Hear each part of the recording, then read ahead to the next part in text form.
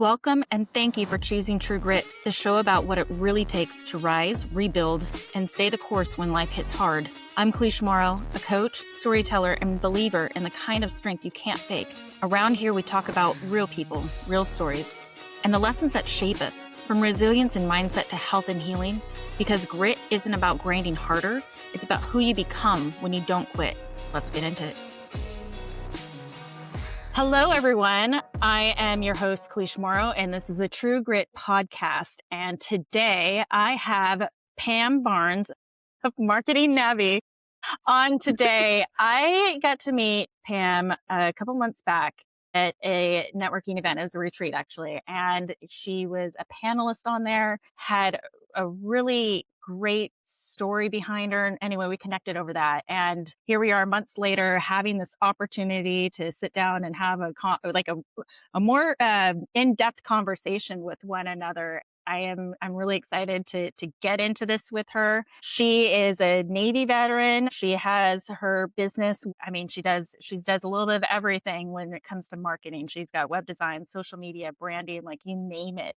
So she's your gal. I wanted to just give you a warm welcome to the show. And again, I'm so excited to have this conversation with you and learn a lot more about your background and your story, because I know it is a fascinating one. Welcome to the show, Pam. I'm glad to be here. So I guess we can start at kind of the beginning. You know, what got you into marketing in the first place? Goodness. So I was in food industry most of my life, actually. I even did food industry in the Navy. I don't know why. I just always loved food. I always loved being, I heard the quote a long time ago when I was a young girl, the quickest way to the heart is through the stomach. So I love being creative too.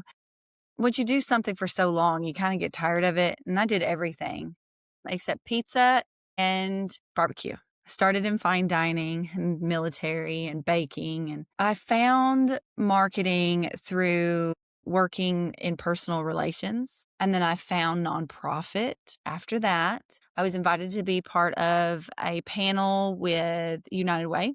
And I fell in love with it because nonprofit's all about giving. And that is my love language. Like I love to give gifts. I'm a giver. And with doing that, I've had a lot of people in my world, trying to think the best way to say this.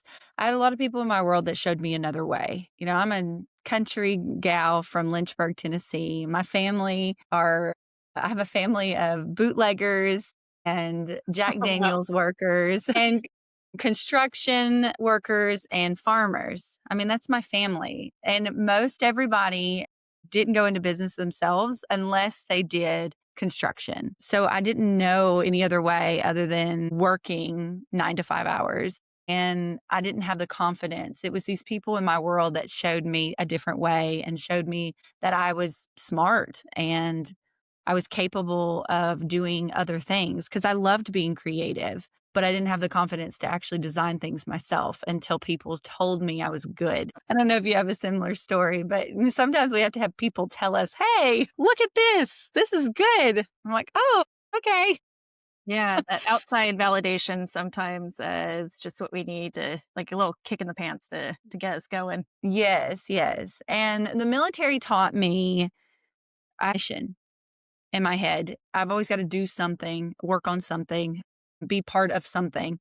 And with the nonprofit, I started diving into the community, being able to be a resource for people to connect, to find funding and all that fun stuff. And then I found social media, and then I found websites, and then I found SEO, which became my huge passion. Like I glow when it comes to search engine optimization. I love that stuff. And that's when I realized I was smart. And I'm saying that, I know that comes off of, oh my gosh, I'm so smart. But I have a history of being told I'm not from school. I was like a B, C, D student in school. And it made me feel good to be able to have a skill that I taught myself. So that went into, to really answer your question of why I went into business, is because of freedom of education. I wanted to be able to learn what I wanted to learn because that's how I learn. I'm not a curriculum kind of gal. And I wanted to dive so deep into it that I could like tear it apart and get to the root cause of everything and understand how it all connects. And that's what I got to do with SEO. And it was just so fun. It was so fun to be able to do that. And it was an adventure, to be honest. And when I was in the military, I taught myself everything in the military because they don't give you a curriculum. They give you a book and they say, learn it. And if you don't learn it, you're not going to make it. But it's like, okay, wait a minute. And they gave us 2 books in the Navy. You've got like this big, thick book, and then you got this little book that's got all the ships and the history and all that fun stuff. So yeah, I became obsessed with learning, and now I educate. I'm one of the only marketing agencies in my area that actually teach clients how to market instead of just doing the work for them. Like I get deep in the woods and teach them, which is really fun. I enjoy it. Because again, we get to tear it apart to the root and see how it all connects. So Yeah. that's it. Question. What was that? I said that was a very long answer. No, it's great. And I wanted to hear a little bit more about the background. And I agree that not all of us learn the exact same way. Some of us learn how to just do school, and I was one of those that learned just how to do school. But now that I'm out of, years removed from that, I'm similar where I really like to hyper focus on something. And when I can do that, I will, just kind of go all in. And I can't imagine now going back to a normal school structure, curriculum, that kind of thing. And it's just crazy that how much it can hurt a child's confidence when it's grades because you don't learn how to do school. And I know I'm going off on a tangent because this isn't really the main thing, but it's important to kind of go over because it's part of like your origin story. We were talking about that before we went on the air, but that we all learn different, and then that's just setting us up for like a lack of confidence and those things. Like it Mm-hmm. is it is great that you were able to overcome that and move forward, and obviously now you're seeing this wild success with what you do because you really got to find what really lights you up, it sounds like, Mm-hmm. and really dig into that. I think that when we can find something that we're really passionate about, like the sky's the limit. It truly is. Yeah, it truly is. Once you light the spark, you can't unlight it. You run with it at that point. You just get excited. And it seems very natural then that you are, I won't say transition, but you incorporate it into your business, that you're also essentially a coach yourself when it comes to marketing and helping people. Like I do something similar with like my clients where I want them to learn how to take care of themselves, to instill that self-confidence as well. And I'm sure, and you can correct me if I'm wrong, but as you work with them on them learning the systems or how to market and everything, that there's probably a little bit more collaboration then that happens because they are a little bit more aware and know the right questions then to start asking you. Yeah.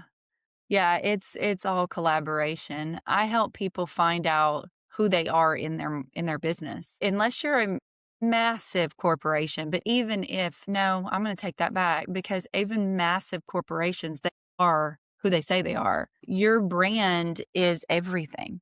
Everything.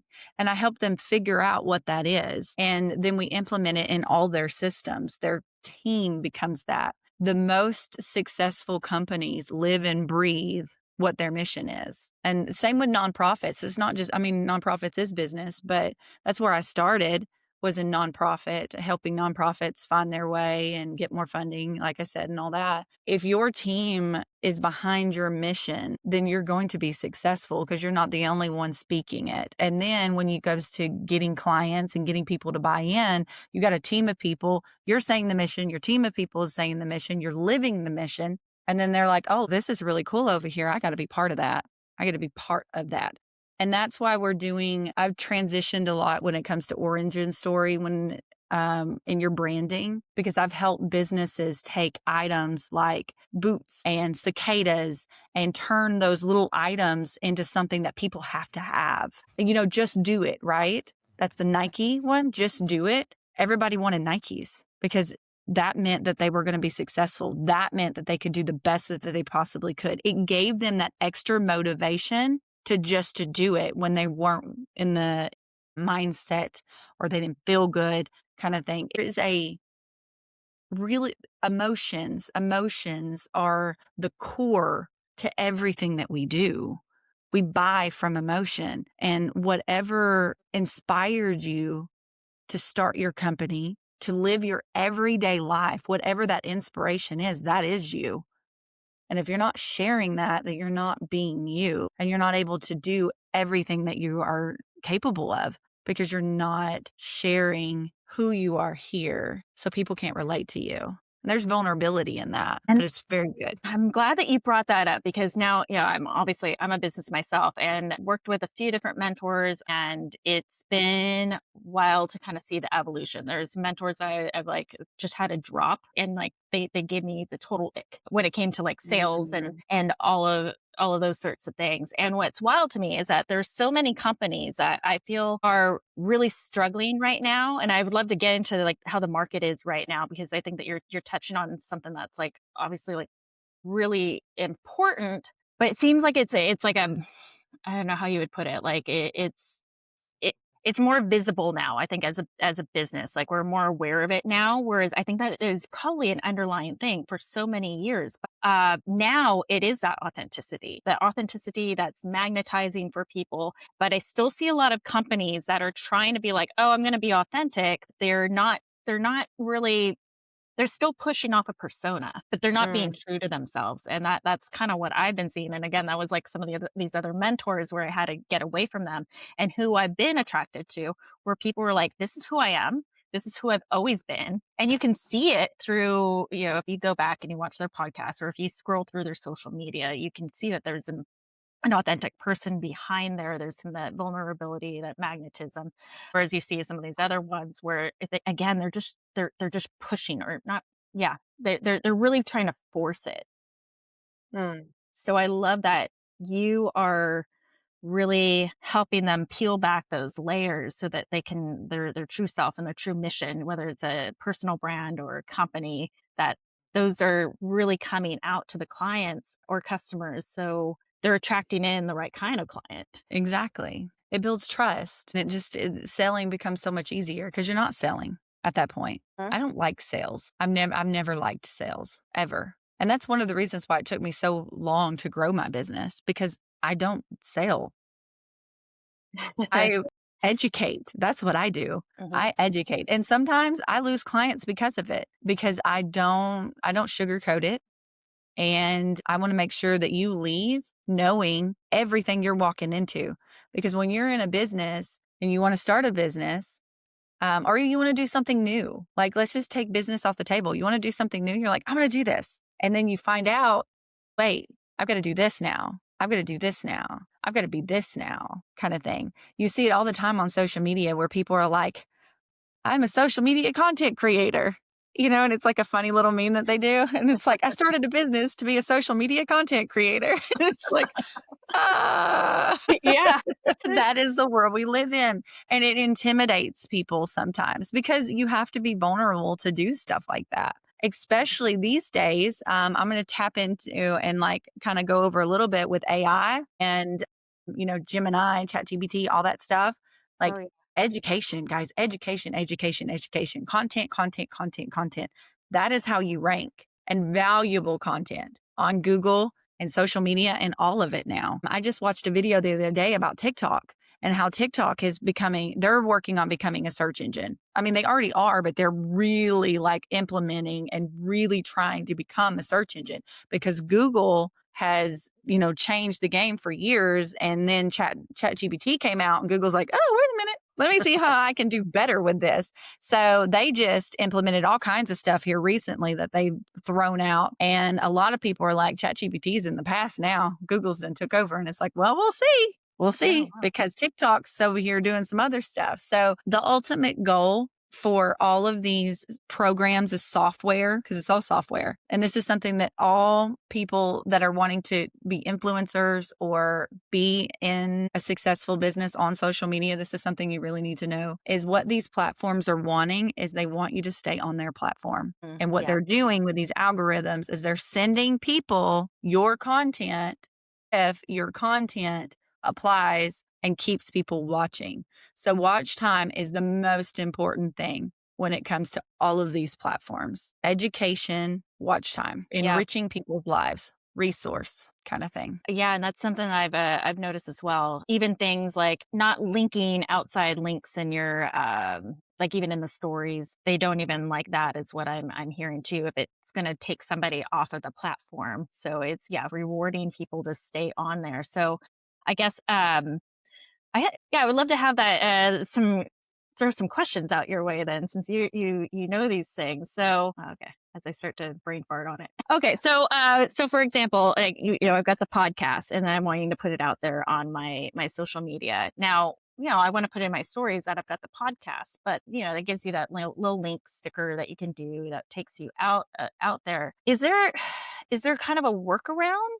Do you think that there's a different way of kind of doing that? Because I mean, I still want them to go see the podcast, but then it's like working against me though if I'm trying to advertise it on Instagram or whatever, and then it's going to shut me down. Is there kind of a workaround, or what do you kind of suggest when it comes to I guess moving people off of social media, but kind of working with the algorithm in a way to do that? Or what are your thoughts on that? You can do at the end, you can say, or I wouldn't even say at the end, I would say probably 15 seconds in, you can say, if you love the topic point of this video, then make sure to watch the entire podcast on, and then just say your website or Okay. say on YouTube and then mine would be at Marketing Navi on YouTube and stuff like that.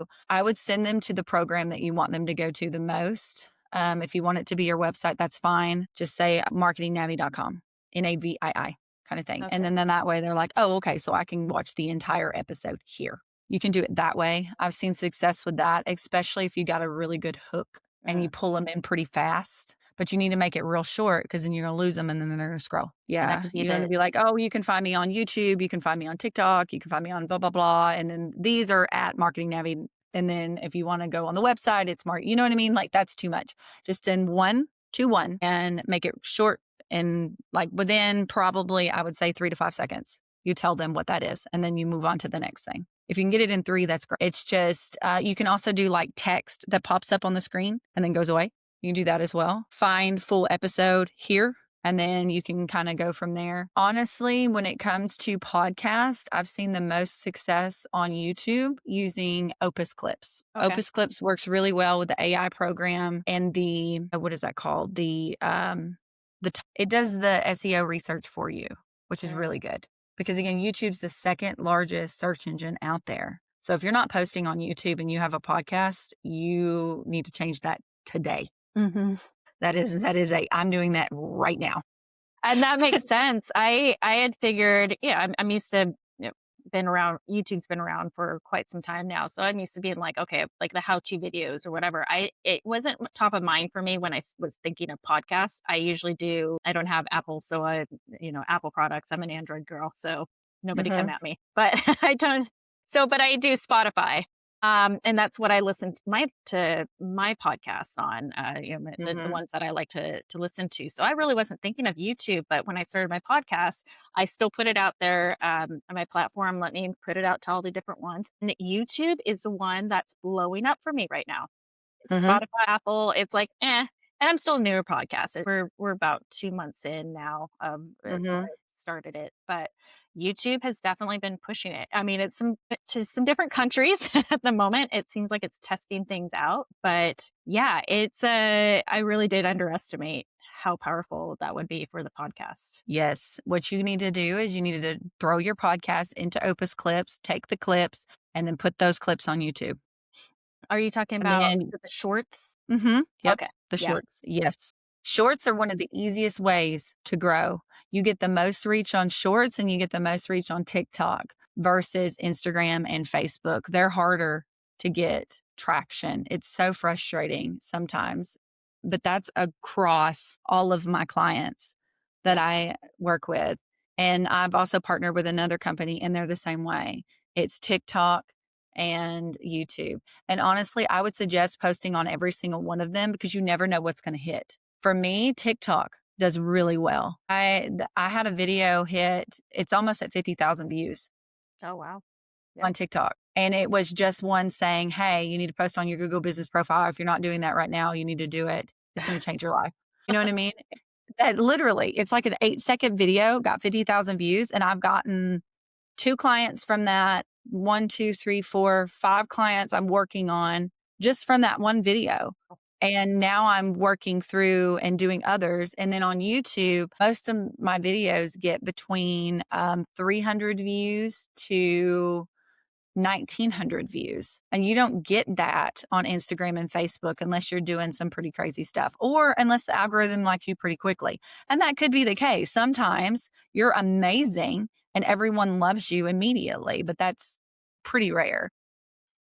Yeah, it seems like you have to get favored by the algorithm gods when it comes to Instagram and Facebook. I was just having this conversation. I mean, my sister, for one, she's a business owner and she's an artist, and she got away from it for a little while. She went and pursued some other stuff, but now she's getting back into her art. But when she left her art business a few years ago, she was at 30,000 followers. And now she's gotten back into doing tattooing, or she's now a tattoo artist getting started, and it's barely getting any traction for her. So it's even with people with a larger following. I've got, like, as of the recording of this right now, I'm like at maybe 250 followers right now because I've just kind of That's relaunched the business. amazing. But she's at 30,000 and still struggling. So it is interesting to hear and encouraging to hear that at least that there's some other avenues to go, because I'm big on not playing the victim. So Mm, we can sit here and play the victim of,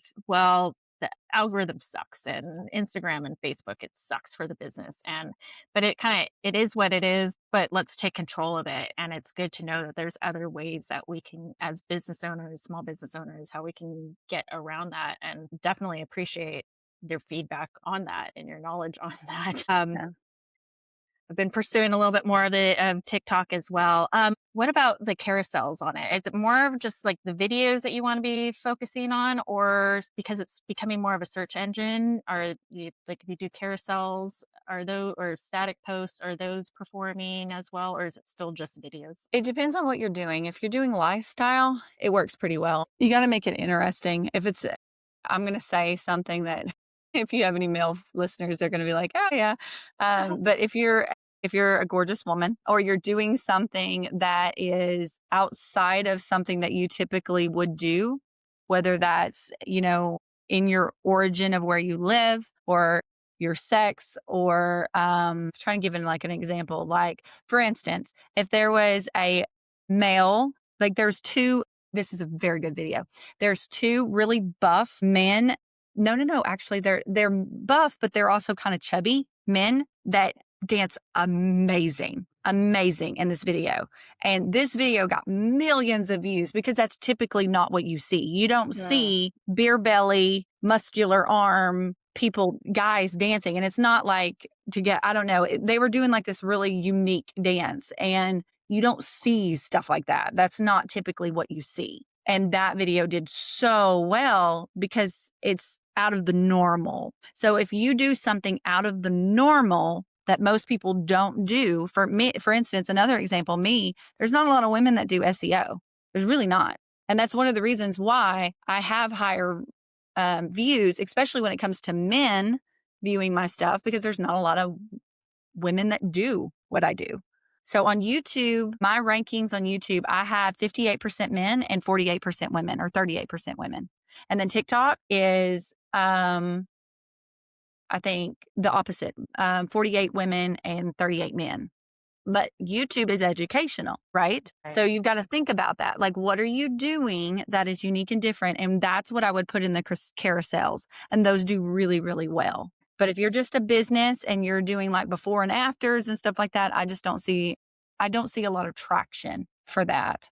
But it does help with search engine optimization because AI is pulling from everything. They're not just pulling from Google anymore. Some people will tell you different, but I've seen the opposite. Whatever you put out there can be found. And if it's very good quality stuff, then when they start searching, how do you find yada, yada, yada, or how do you do yada, yada, yada? And then there you go, you pop up. So, yeah. Yeah, and that makes sense. And I'm glad that you brought up like the uniqueness That is something that I have been really honing in on because I think it's like you said, though, it's just, okay, I've seen this, I've seen this, I've seen this. And you kind of, you start getting bored after a while because it is what I know. I'll go to like the fitness industry, following a bunch of different fitness coaches, and I will see them all posting the same thing. Like, your macros, lift, water, sleep, and it's all the same thing over and over and over again. And they're just, they're putting out education in a way that's like PowerPoint, basically. It's like a death by Mhm. PowerPoint. And it's kind of like, Yeah. oh, I'm gonna, be honest, I did the same thing too, because I Yeah. keep hitting my microphone. I saw what everybody else was doing, and so I thought that's what I needed to be doing. You see other people being successful, so I'm gonna do the same thing, and maybe they were favored by the algorithm gods at that point, or they just got in early on and were able to build up that following before everything became a little bit more tricky, attention spans reduced, any of those things. Yeah, yeah. And you It's so sad, but it's true. It's so true. If you don't get them in the first 3 seconds, you've Yeah. lost them. And You have lost them. I like to think I'm better than that too, but I'm not. I will start watching No. something and I'm like, "Oh, I really like this." And then as it starts to go, I'm like, "No." And maybe Yep. it's because now we're just trained on it. When I can sit down with a book and read for Mhm. hours, but you put me on the scroll and it's just like, "Okay, I am 20 seconds in and I'm done." I just got to keep going. But yeah, I Yep. had to, and it's been a little tricky though because I've transitioned from being fitness coach, nutrition coach to now like this more broad lifestyle coach because I believe to be able to have that healthier lifestyle. Well, I mean, it's in the name right there. The description, a healthy lifestyle means having a lifestyle that supports your health and wellness as well. But that's confusing to Mhm. people because it is unique. I think that there's still that niche and there's some familiarity maybe in certain areas, but for the general public, though, when I tell them a lifestyle coach, they're like, "What is that?" And then I have to explain. But it seems to be a little Mhm. different when I'm trying to put it out there on social media. Like, I guess it's finding that sweet spot, would you say, of being unique but still not confusing. Yeah, so getting your one-liner down is really helpful. So my one-liner is, and I've got a really good story that I can give a really good example I love of stories. how to be unique, but also be to get your mission out there really effectively, or I don't like really effectively. Sometimes my grammar, again, I'm a Southern gal from Lynchburg, Tennessee. But what I would focus on, I done lost my train of thought. Shoot. The uniqueness versus confusing. You had a story. Yeah. So your one liner, my one liner is navigating you, or well, it depends on who I'm talking to. So I do coaching and then I do the marketing myself. So navigating marketing with confidence or navigating you through your marketing with confidence. So what that entails is I'm going to walk you through it. I'm going to either walk your business through it or I'm going to walk you through it. So yours is fine. Your one liner is perfectly fine. What I would do is just add extra context when you're working through and talking through. So here's another example. Go Getter Gals. I have a women's group here in Dothan. It's called Go Getter Gals, and our mission is grow through connection. That is literally our mission. And it's a simple mission. It's my one liner, grow through connection. But what does that mean? So then I go and I elaborate personal, business, and networking. That's what we do. That's our core values. And when I talk and introduce myself to anyone or any of the ladies do, it's all about grow through connection. I tell them all the time, I'm like, if you're talking about go getter gals, are you helping the person that you're talking to grow when you're talking about it, or are you intimidating them? And the way that you're presenting yourself, is it growth? Or is it not? We work really hard. Well, I'm implementing it. We, as together, the ones that have been there for a really long time, like we're not a one and done group.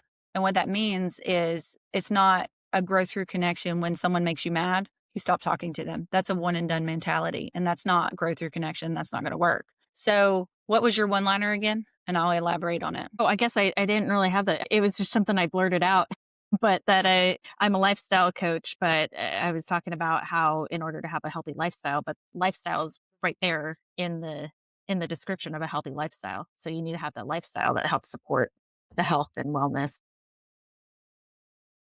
Okay. So I help you support a healthy I help you support a Mhm. healthy lifestyle that say the last 2 sentences you said? The last. It supports health and wellness. So I help you create a healthy lifestyle that helps you support your health and wellness. It's nice and simple. And you go, healthy lifestyle. What does that mean? That means everything you do and say in your life supports your life. That is a healthy lifestyle. So, and if you go through, and again, you can elaborate, you can add more context, you can, again, your core values. I'm sure you have core values of what you hit, and then you just kind of go from there. But as long as you take that and throw that message into a one-liner, it's going to grow your business.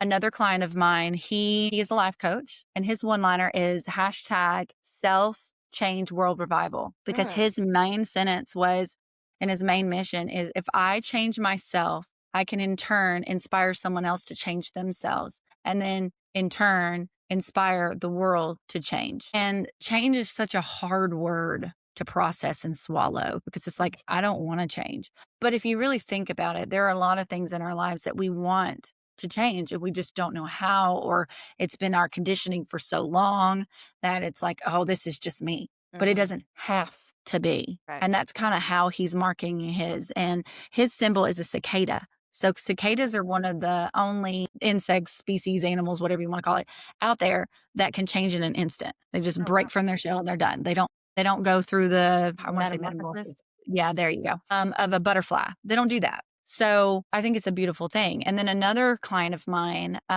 again, it's the, what are you telling people, and what are you representing as that thing that you're telling? Another client of mine, his origin story is based off of, he's an HVAC company, and it's long total comfort is what they've been using as their one-liner. But there's a lot of people that use total comfort. And what do you think of as total comfort when it comes to HVAC unit? You think, cool when it's hot and hot when it's cold, right?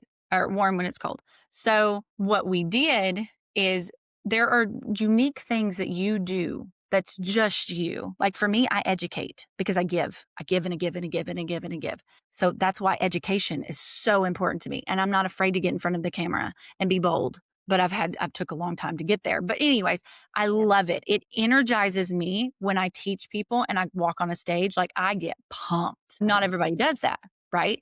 Everybody is different. So with this company, what they do is the owner has a military background. So respect is very big. He's also the Southern man. We're in the South. It's a Southern company. Respect is a big thing. And what they do is they take their boots off before they ever walk into someone's home. How many companies do you know do that? Exactly. They didn't realize it was that unique for them. So what we're doing for them is we're creating boots as something that we hand out to people, like magnetic boots, coin boots.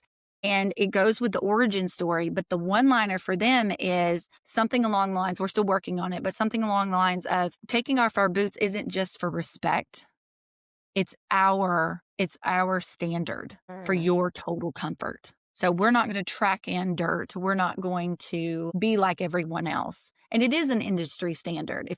I've had them come inspect my HVAC unit, take their boots off, and then I had another company do it. And I kind of frowned at the other company unintentionally. Like, it was like, why are they tracking all this dirt? Yeah. Because I didn't even think about it, right? Until the other company did it. So it's stuff like that. Like, all of that really grows you to be so much different. Again, just do it. Put on your shoes. Put on your shoes. Put on your shoes and just do it, kind of thing. So yeah, I'm obsessed with stuff like that. Well, yeah, I know, and I love it. It's that differentiators, basically, like what sets you apart. And I kind of going back to how I had these previous mentors too, because how they would like to phrase it would be like, what makes you superior over others? And I think this is when I was really like, I really need to get away from these people. But it was like, it's not that I feel that I'm superior to anybody else. I don't feel superior to other coaches. Okay, maybe a little bit, certain ones, the ones that are lazy and don't put in the effort, that kind of thing. Yeah, I feel like I'm above, I take it above and beyond when it comes to that. However, there are so many amazing coaches. I don't think I'm superior to any of them, but I am different in different things that I offer. And so highlighting those differentiators, that the uniqueness, like you said, is so important, I think, to business. And being bold, like you are, you're very bold with going out, especially going out there and getting on the stages and educating. You're doing something different than I think a lot of marketing companies will do because they're so afraid. And as coaches, like it goes across the board. I think you don't want to educate the client too much because you're so afraid that you're going to lose them. But it is Right. about, I think, the relationship with them and Mhm. that trust. And while they might move on, I wouldn't doubt that you end up getting referrals off of those people as well because of that relationship. And that's what's really important. Absolutely. Absolutely. I've got a lady that I just brought on actually yesterday. We met off of TikTok and I'm teaching her how to do everything. Like whatever she wants to do, because she is a what does she do? She is a groomer virtual assistant, but she wants to be able to offer marketing. And I'm like, okay. And she's Wow. like, you don't care? I'm like, no. Because here's the thing too. Nobody can be you. As you said, nobody can do what you're doing. Not exactly the way that you're doing it. And two, there's so much out there to learn when it comes to each thing that you do. There's no way you can do it all. There's Yeah. just no way. It's impossible. So I may coach a company on how to do their social media and they do their social media and then they call back and they're like, I saw a video that you do SEO. Could you look at my website? Yeah, sure. Why not? You know what I mean? I was like, do you want to learn how to do it or do you want me to do it? Most of the time they're like, no, you do it kind of thing. But, Mhm. and again, I've got SEO clients. So they're like, oh, teach me this. I want to know this. And they're like, I don't want to do social media because we can't do it all. We No, just yeah. can't. So there's no reason. I really challenge you to educate, become the resource, help, help, help, help, help.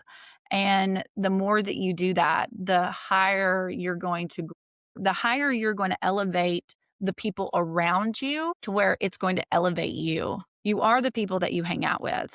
And if they are doing amazing things, what makes you think that you're not going to? Because you helped elevate them. You know what I mean? So it's a different way of thinking about things. But Jim Rohn and Zig Ziglar and Les Brown and Brene Brown, like all of them talk about this stuff, especially, there's my words, especially Zig Ziglar. Like he talks about all the time. You help enough people get what they want, you're going to get what you want. Like hands down, 100%. So I think if you just focus on being that resource and really helping, if you're a helper, because I am, helping as many people as you possibly can, you are going to get that back tenfold. I wouldn't stress about it. Oh, wow. So, It it's such a powerful message. And I agree 100%. It's putting yourself out into the world and who you can help, whether it's one person a day or thousands of people a day. And that's really, again, you've got to return on that, not just, it could be financially when it comes to your business, but it's also just good for the soul. mhm.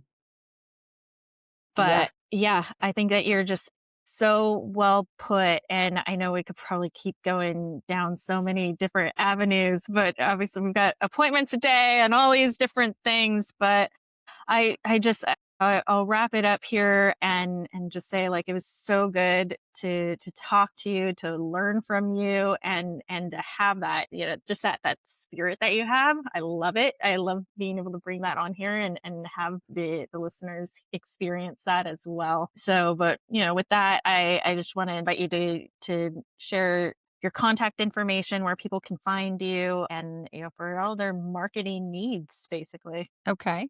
So you can find me on pretty much every social channel at Marketing Navi, Navii, or you can find me online at marketingnavii.com. Right, great. Well, thank you so much once again. And for listeners out there, we'll see you next time. Thank you. Thank you so much for being here on True Grit. I truly appreciate it. If this episode sparked something in you, share it, subscribe, or leave a quick review. It helps more people find these conversations. For more ways to connect, head to true-grit.fitness or come say hi on Instagram at true.grit_bold.wellness. I'll see you next time with more stories, lessons, and a little bit of grit.